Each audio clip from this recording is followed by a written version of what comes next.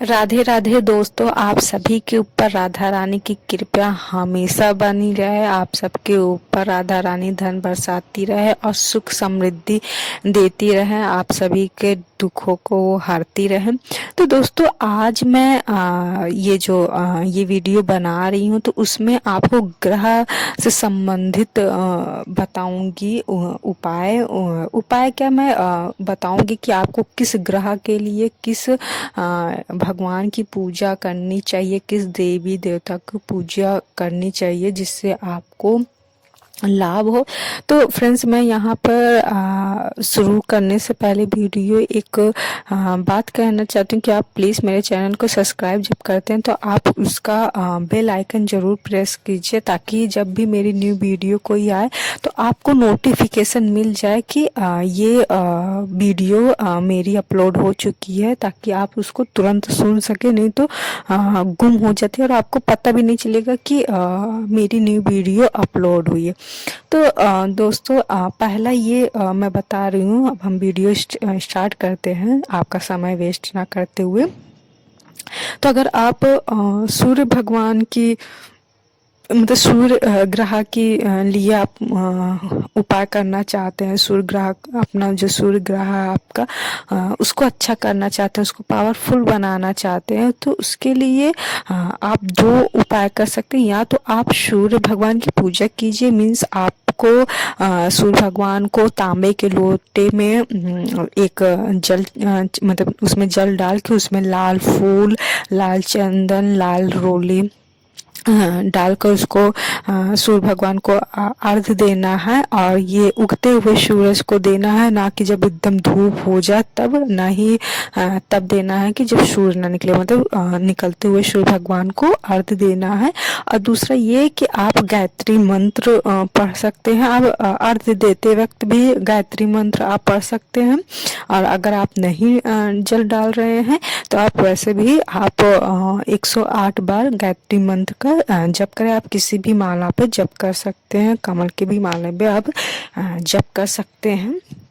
और दूसरा ये है दोस्तों कि अगर आपको चंद्रमा आपको अच्छा करना है, ताकि वो चंद्रमा ग्रह आपको पॉजिटिव एनर्जी दे, तो उसके लिए आपको भगवान शिव की उपासना करनी चाहिए। आपको शिवलिंग में जल चढ़ाना चाहिए। साथ ही आपको स्थपिक की शिवलिंग को की पूजा करनी चाहिए।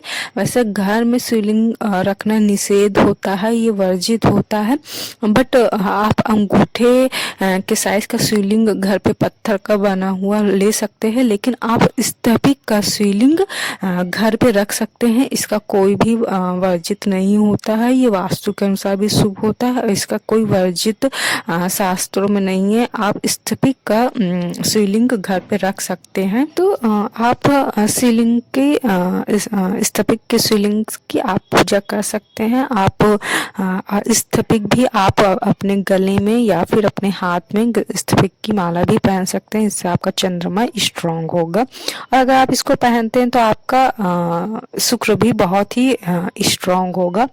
नेक्स्ट ये है फ्रेंड्स कि अगर आपको अपना मंगल सही करना है, मंगल को स्ट्रांग करना है, तो आपको कुमार कार्तिकेय जी की पूजा करनी है। और साथ ही हनुमान जी की भी उपासना करनी है। आपको लाल हनुमान जी के दर्शन करने हैं और उन्हें लाल कलर का चोला चढ़ाना है। आप रोज मंगलवार को सुबह शाम हनुमान जी के मंदिर में जाइए, कार्तिकेय जी के मंदिर में जाइए, तो इससे आपका मंगल बहुत ज़्यादा स्ट्रांग होगा और आपको मंगल ग्रह शुभ फल देंगे। नेक्स्ट ये है दोस्तों कि अगर आपको बुध ग्रह अपना ठीक करना है, आप चाहते हैं कि मेरा बुध आपको बहुत स्ट्रॉन्ग पावर दे, आपका बुध बहुत ही अच्छा फल दे, तो इसके लिए आपको गणेश जी की पूजा करनी है और साथ ही माँ दुर्गा की भी उपासना करनी है।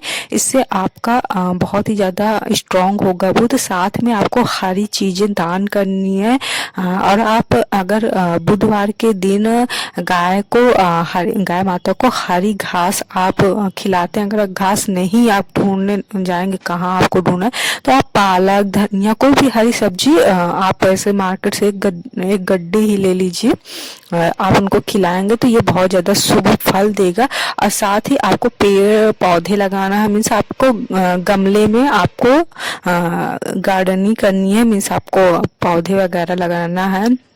पानी को वेस्ट होने से बचाना है। इससे आपका बुध ग्रह बहुत ही ज़्यादा स्ट्रॉन्ग होगा। नेक्स्ट ये है दोस्तों कि अगर आपको अपना बृहस्पति स्ट्रॉन्ग करना है, आप चाहते हैं कि आपका बृहस्पति बहुत ही अच्छा आपको फल दे, या फिर अगर बृहस्पति कमज़ोर है तो आप इसको स्ट्रॉन्ग बनाना चाहते हैं, तो इसके लिए आपको श्री हरि विष्णु जी की उपासना करनी है। आपको उनका व्रत भी रखना है और आप पीली चीज़ों का इस्तेमाल करना है, साथ में उसको दान देना है, हल्दी का टीका लगाना है।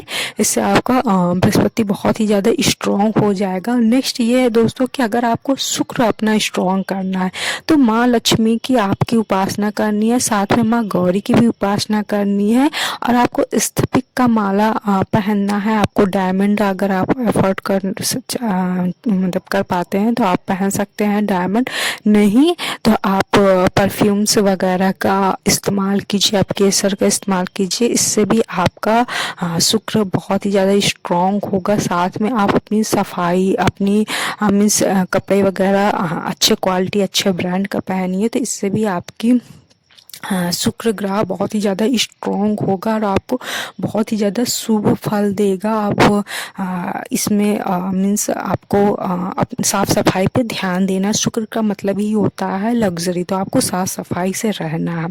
नेक्स्ट ये है दोस्तों कि अगर आपको अपना शनि सही करना है तो आप शनि देव की भी पूजा करिए और भगवान शिव की भी उपासना कीजिए। आप पीपल के पेड़ की पूजा कीजिए, उसमें शाम को दीपक जलाइए, सुबह आप सूरज उगने से पहले आप उसमें जल डालिए, तो इससे बहुत ही ज़्यादा शुभ होगा। और शमी का जो पेड़ होता है उसको आप अपने घर पर लगाइए, उसकी पूजा कीजिए, उसकी उपासना कीजिए, और साथ में आपको आप शमी के पौधे का भी फेरा मीन्स 7 बार उसको घूम सकते हैं। आप पीपल के पेड़ में भी आप घूम सकते हैं। अगर आप मतलब पीपल का पेड़ है कहीं आसपास तो आप उसमें भी पूजा कर सकते, नहीं है तो आप एक छोटा सा मार्केट शमी का पौधा ले आके आप उसकी भी पूजा उपासना कीजिए, उसका सेम ही फल देगा। और भगवान शिव को भी आप पूजा कर सकते हैं। अगर आप शमी का पेड़ नहीं ला सकते हैं, पीपल के पेड़ के पास जल नहीं चढ़ा सकते हैं, तो आप भगवान शिव का भी उपासना कर सकते हैं। नेक्स्ट ये है दोस्तों कि अगर आपको राहु आपको परेशान कर रहा है, राहु आप में बहुत ही ज़्यादा अशुभ फल दे रहे हैं, तो इसके लिए आपको भैरव बाबा की उपासना करना चाहिए। और भैरव बाबा की पूजा करने के बाद आपको माता दुर्गा जी की पूजा अर्चना कीजिए, मतलब कोई भी फीमेल देवी की आपको पूजा करना चाहिए, तो इससे आपको राहु जो भी अशुभ फल दे रहे हैं वो देना बंद कर देंगे। और नेक्स्ट ये दोस्तों कि अगर आप अगर आपका केतु बहुत ज़्यादा अशुभ फल दे रहा है, तो इसके लिए आपको भगवान गणेश की उपासना करनी चाहिए, उनको मोदक चढ़ाना चाहिए, उनको पीली चीज़ें चढ़ानी चाहिए। इससे वो उनको हरी दूब भी आप चढ़ाएंगे तो इससे बहुत ही ज़्यादा शुभ होगा। और नेक्स्ट ये है दोस्तों कि अगर आप बहुत ज़्यादा मेंटली डिस्टर्ब हो गए हैं, आप के अंदर बहुत ज़्यादा चिड़चिड़ापन हो गया, आपका दिमाग स्थिर नहीं है, आप मेंटली बहुत ही ज़्यादा डिप्रेस्ड हो चुके हैं, तो इसके लिए आप भगवान शिव जी की उपासना कीजिए, उनका ध्यान कीजिए, और आप सुबह मॉर्निंग में एटलीस्ट 10 मिनट तो आप उनका ध्यान कीजिए ही। आपको ये ज़रूरी नहीं कि आपको आसन बिछाना हो, ये जस्ट आप चेयर पे भी बैठ के नॉर्मली आप उनका ध्यान कर सकती हैं। तो आप इसका इफेक्ट देखेंगे, अगर आप 10 मिनट भी ध्यान लगाते हैं तो आपको 10 दिन में क्या, आपको 2 दिन में ही इफेक्ट आपको दिखने लगेगा कि आपके अंदर निगेटिविटी जा रही है, आपका जो मेंटली डिप्रेशन है वो वीक हो रहा है, मीन्स आप स्ट्रॉन्ग बन रहे हैं। नेक्स्ट ये है फ्रेंड्स, अगर आपको फिजिकली प्रॉब्लम है, मीन्स आपको बहुत ही ज़्यादा चोट लगती है, आपकी हड्डियां कमज़ोर होती हैं, आपका एक्सीडेंटली बहुत होता है, बहुत ज़्यादा आपको फिजिकल प्रॉब्लम होता है, तो इसके लिए आपको हनुमान जी की उपासना कीजिए, करना चाहिए। उनको चमेली के तेल का दीपक जलाना चाहिए, साथ ही उनको लड्डू का भोग लगाना चाहिए, लेकिन उसमें तुलसी रख कर चढ़ाना चाहिए। और नेक्स्ट ये है दोस्तों कि अगर कोई मेल में है, मीन्स पुरुष है कोई, वो चाहता है कि उनको इनकी शादी के लिए चाहते हैं कि उनकी शादी हो जाए, तो वो खुद भी उपाय कर सकते हैं या फिर उनके मम्मी पापा कोई भी मतलब कि बड़ा उनसे उपाय ये कर सकता है। ये मेल के लिए, फर्स्टली मेल के लिए बता रही हूँ। तो उनको माँ लक्ष्मी जी की और माँ दुर्गा जी की उपासना करनी चाहिए। उनको लाल कलर की चुनरी भेंट करनी चाहिए। शीघ्र विवाह की कामना करना चाहिए, चाहे ये लड़का कर सकते हैं या लड़के के मम्मी या पापा कर सकते हैं, मतलब कोई भी बड़ा उनका जो भी उनको जिम्मेदारी लिया है वो कर सकता है। और फीमेल के लिए जो शादी जल्दी चाहती हैं, तो ये चाहे लड़कियां ही इसको करना चाहिए। तो उनको भगवान शिव की भगवान माफ कीजिए, भगवान शिव की और माता पार्वती जी की पूजा करना चाहिए और शीघ्र विवाह का प्रार्थना करना चाहिए। और नेक्स्ट ये है दोस्तों कि अगर आपके लाइफ में बहुत ही ज़्यादा बाधाएं आ रही हैं, मीन्स बहुत ही ज़्यादा आपको प्रॉब्लम्स फेस करने पड़ रहे हैं, आपके सामने एक ना एक दिक्कतें आ रही हैं, तो इसके सॉल्व के लिए आपको भगवान गणेश जी की पूजा करनी चाहिए। वो विघ्नहर्ता उनको कहा जाता है।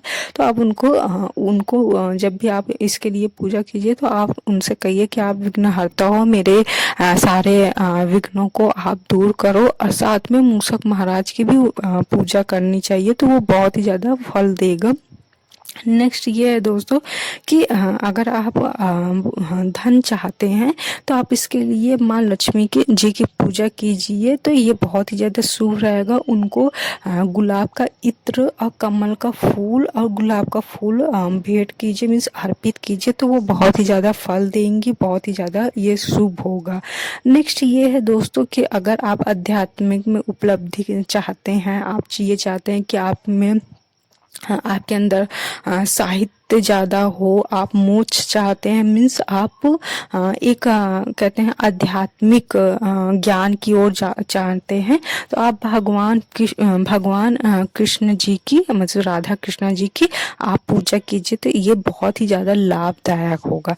तो फ्रेंड्स, यहाँ पर मैं अपना वीडियो समाप्त कर रही हूँ और उम्मीद करती हूँ आपको ये सारे जो भी मैंने उपाय बताए हैं, जो भी मैंने आपको टिप दिए हैं, ये बहुत ही ज़्यादा आपको फ़ायदा करता है। तो राधे राधे दोस्तों, आप सभी के ऊपर राधा रानी कृपया बनाए रहें, आप हमेशा खुश रहें, हमेशा हंसते मुस्कुराते रहिए। राधे राधे दोस्तों।